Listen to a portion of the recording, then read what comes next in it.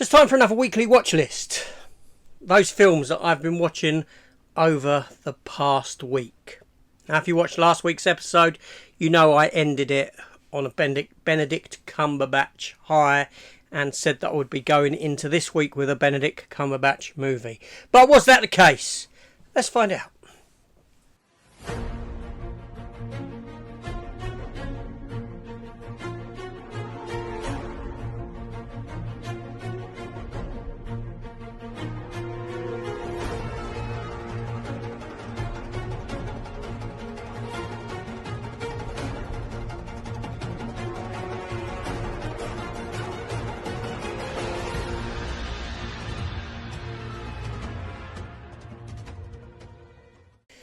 Hello everyone and welcome back to the channel, ladies and gentlemen. Now before we begin, please consider hitting the subscribe button and coming and joining the channel. So with that out of the way, let's begin. So there was a small number of films, 1, 2, 3, 4, about 6 films outside of any films that I have done a review for on the channel. So I watched the movie If in the week, you know, the Ryan Reynolds one. So that's not included here. There is a review for that.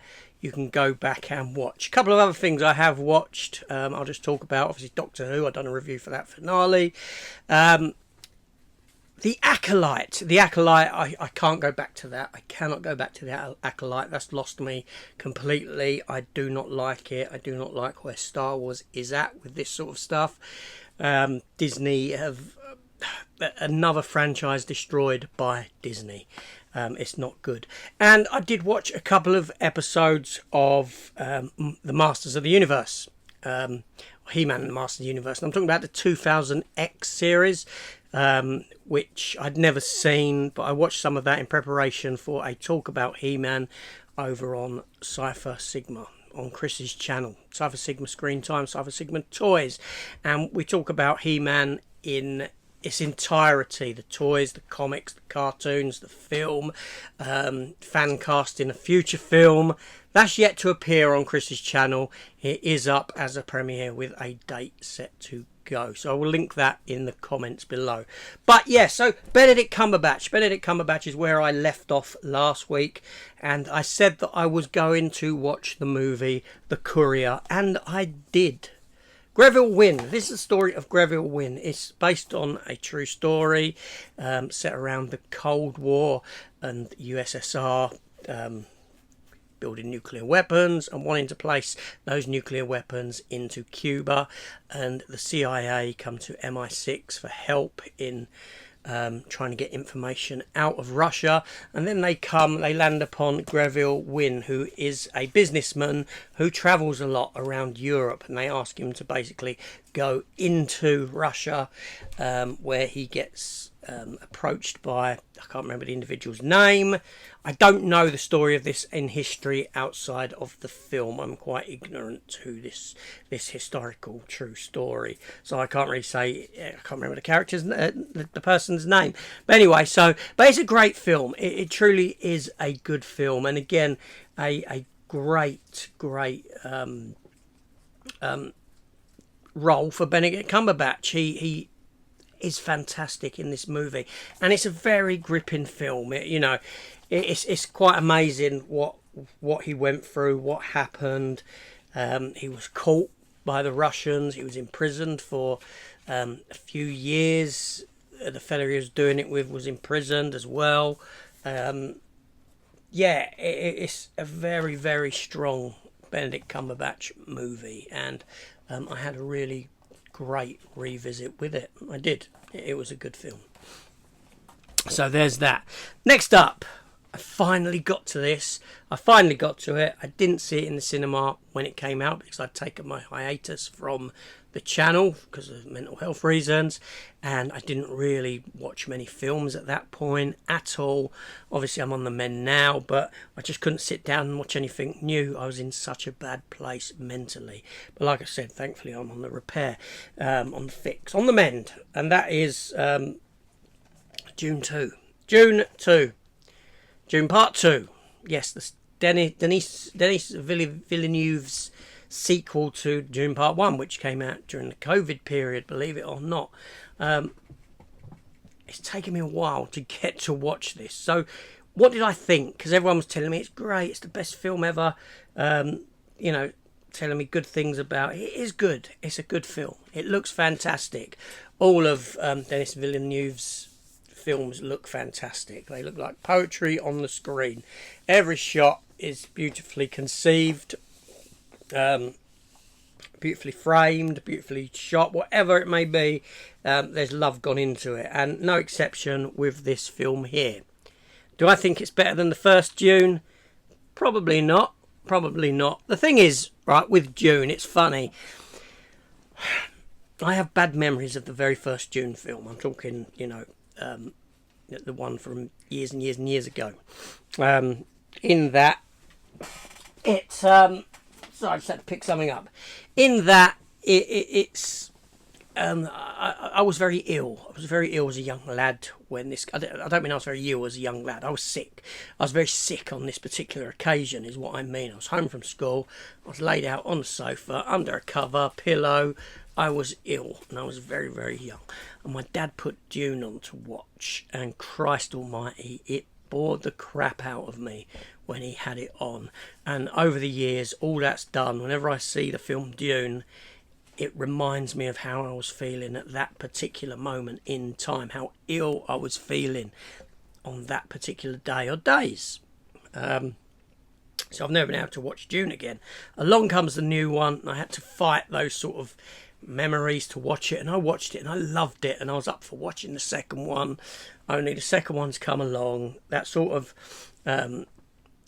enthusiasm that I had then at that point had now waned. You know, a few years have passed since that first one, and what's crept back in is the memories of that first film, and thus keeping me away from the second one, plus the other issues that I had for a considerable amount of time. So you know what I mean, and there we have it. So that's what happened then, there and then. But yeah, the sequel, yeah, very, very good, very, very good. Obviously, it ends with another one coming, as in it doesn't end a story or anything like that. It's essentially to be continued. That kind of thing bothered me. It bothered me in this film because, like with the first film, if this film flopped and they didn't make a third, you're left with a film that goes nowhere and isn't worth a damn on a rewatch. But now I've got to wait 3 years to get to that. I could be dead in 3 bloody years. Okay? And that's how I look at it. I could be dead waiting for that to come. So why should I invest any more time in watching those films again until I know I'm on top of that third film? I know, cynical way of looking at it. But there we go. There we go. Anyway, Benedict Cumberbatch then came back into the fray. Benedict Cumberbatch came back onto the screens with Doctor Strange and the Multiverse of Madness. Yes, I sat down and watched this because it was still Benedict Cumberbatch, and my missus likes Benedict Cumberbatch, and she said, "Oh, let's watch." And I said, "Oh," she said, "Watch Doctor Strange." I said, "I watched the second one. I watched the second one because I actually really like this film." Right, in part because of Cumberbatch, in part because of Elizabeth Olsen. I think her character, I love the Scarlet Witch, right? I love Doctor Strange as well. I think they're great characters. Scarlet Witch's journey, Scarlet Witch's descent into madness, essentially. I mean, this is a character that's gone through a lot of rough stuff when you think about it.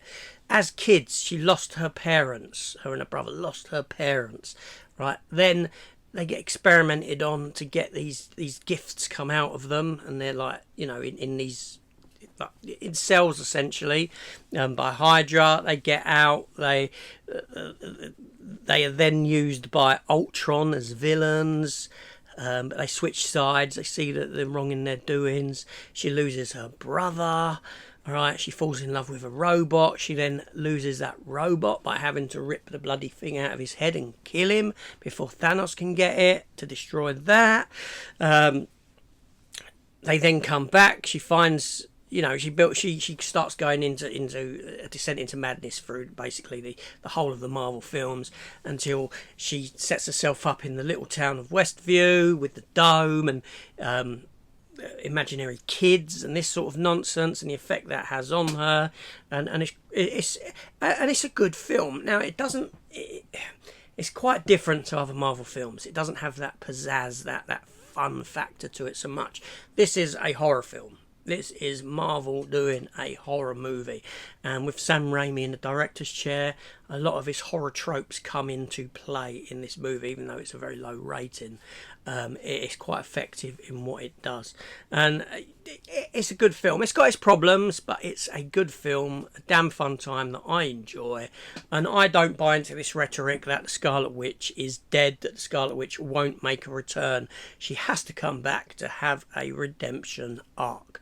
They can't leave her character there, dead, after these events. You don't see the body anyway, so you know what that means. She's always there, and there is that, as the building has collapsed on her, there is one last flash of red, like that could be her transporting somewhere or something, who knows. Anyway, next up was Jaws. The film speaks for itself. It's my favourite film of all time. I've never done a favourite film of all time list, but what I was considering playing with was maybe my favourite films, 2 or 3 films of every year that I've been alive. Maybe 5 if I can get 5 out of each year, something like that. And would that be a good idea? Would that be something anyone's interested in? Let me know in the comments down below. Remember, don't forget to hit the subscribe button and come and join the channel. But Jaws, the reason this was watched is because I've done a watch party with Gareth over at Video Tasties. Yes, so you can go and check that out in my community thread. The link to that is there. But yeah, this film speaks for itself. My favourite film of all time. There's nothing more I need to say. But not only did I watch that, I actually watched the 2-hour making of documentary on this disc as well. Yes, so Jaws came out a year before I was born, so that wouldn't be included in that thingy. Now, obviously, like I said, I watched If, one Ryan Reynolds film, and then my missus said, we was one night we were struggling to find anything to watch at all. Couldn't find anything. And usually on them nights, it's kind of like, well, you don't really want to watch anything anyway, do you, kind of situation. But we landed upon Deadpool, the first Deadpool film, which I put on and watched. And I don't know if I just wasn't in the mood or not, but, you know, Ryan Reynolds just... he wouldn't be famous if it wasn't for Deadpool. You know, Hollywood would still be trying to make him a thing that he's not, basically. I'll be honest, Deadpool, it's a really good film. I think I might prefer the sequel slightly better than the first one, because the first one suffers with that origin story stuff that I don't particularly like too much in comic book movies. I prefer it when we're in with the character, so to speak. That just comes from years and years of reading comic books. But I don't think that these films have, if you're older like me, and this might just be me, I don't think they have too much lasting appeal beyond maybe 5 or 6 years. And then they start to wane and the cracks start to show in these movies. You know, it's not like watching... you got films from the 80s, Predator, Robocop, Aliens, you know, films like that, the 80s and 90s, that, you know, Jurassic Park, that have this longevity, that have this staying power. You know, and even some of the worst films from that era are better than the good films of today. You know, and Deadpool, I think, is one of those films that over time I'm probably gonna not watch often, to be honest. It could feasibly happen with the whole of the MCU, or most of the MCU, because I was quite bored during it. I was quite bored watching it. But like I said, that's just me. Part of it just probably weren't in the mood for watching a movie, and that's what it comes down to. But then we get to yesterday, Saturday, my last viewing day of the week. And my wife went out. She went out with her daughter and granddaughter, and they went to see Mamma Mia up in London's West End. The Aldwych, I believe, round the Aldwych somewhere, and went out for something to eat afterwards. Although that part never came to pass. She was home early. And I thought to myself, do you know what? She's gone. I felt rough anyway. We'd gone out in the morning before she had to leave. And when she left, I was going to go up into London with her, actually. I was going to go up into London Because I thought, you know what I mean, I ain't been up to the Forbidden Planet up there for a while. Let's go up there, have a look around. And then I thought to myself, no, if I do that, I'm going to end up spending money that I don't really want to spend or need to spend. I don't need to do a Forbidden Planet visit. That's because I didn't get to go to my local one in Croydon when I went to the comic shop the other day. So I had this Forbidden Planet thing in mind. I didn't go because I was feeling rough. I was feeling really rough. And I don't know if that's because of the weather change and it getting hot. But all I know is that when she left, I laid down and I slept for a couple of hours. Right, then I woke up and I fancied watching a film. And I landed upon The Postman with Kevin Costner. Now, ironically, my Culling the Collection video yesterday, in that episode, I actually pulled The Postman and said that I really loved the film. And while that video was airing on its premiere, I was sat down watching The Postman. And I do love this film. It's set in the far future of 2013, after America has suffered some kind of catastrophic war that has pushed it back to an age before technology, essentially. And you've got this drifter who just roams from town to town trying to keep fed and warm, etc. And on his travels he comes across the outfit of a postman. But this is after being conscripted into this bad guy's army and escaping him.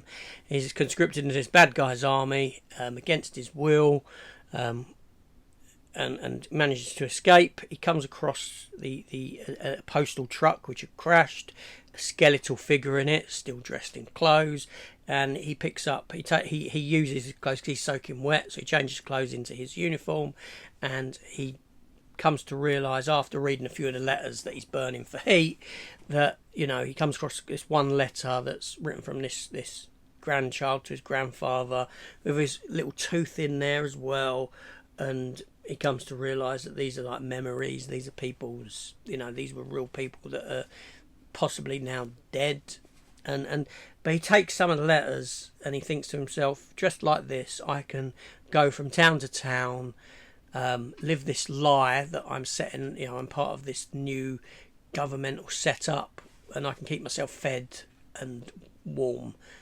posing as a postman. And he goes to these towns, and sure enough he comes across one of these letters is for, when he's reading out letter names, and this kicks off this whole story of hope and this kind of a thing especially amongst the young. It's the young that kind of latch onto it, the young who have nothing to live for, especially this one guy called Ford Mercury Lincoln, who that's not his given name, it's a name that he takes for himself in the film, and he it's him who actually goes about setting up postal routes and all this sort of thing in the absence of Kevin Costner. You're following Kevin Costner, this happens off screen, so when he comes back to see him again, he's well into it and set up all these things, and it ends up with, you know, Will Patton, who plays the bad guy, wanting to take down these postmen, essentially, not because they're postmen, but what it means to other people, the inspiration that it gives. It's an idea that grows and grows and grows and spirals out of control of General Bethlehem, as they call him, General Bethlehem, and yeah, it's a great film. It really is. Now, Kevin Costner directed it. I know the film gets a lot of hate from people, but I've always loved this film. It's beautifully shot. It's got some fantastic locations in it. It looks wonderful. Kevin Costner knows what to do in the director's chair, and it certainly shows in this movie. And I go back to this film every couple of years and I will watch The Postman. One film that I would love Warner Brothers to put to 4K is The Postman. Special edition, whatever it may be, I will be there to buy it, because I think it's a wholly underrated movie. I'd like to know your thoughts on this one. What do you think of this? Or are you one of those haters of the movie? I don't even know what it's got on Rotten Tomatoes as a score, to be honest. Not that you can get any truth from that anyway, but do you know what I mean? Given that they're shills, But yeah, I adore this movie, The Postman. It's from 1997. It's over 25 years old. I saw it at the cinema and I loved it when I saw it, and that love has remained today. And I've watched it a fair few times, and I always have. It doesn't, for me, it doesn't feel like 3 hours. It doesn't feel like 3 hours at all. It's a great film. Anyway, so that's what I watched this week. Those were the titles that I watched on this week's watch list. So let me know what you've been watching. Let me know what you think of any of these films. Love them, hate them. All opinions are welcome, obviously, because we're all individuals. We all like what we like. We all dislike what we dislike. Yeah, but it's coming together and talking about it. And yeah, so let me know down below in the comments what you've been watching, what you think of these, any suggestions maybe, any films you'd like me to maybe throw in and talk about or something like that. Let me know in the comments below, and I'll be back in a week's time with another episode of The Watch List. So I'll see you then. Take care all, and goodbye.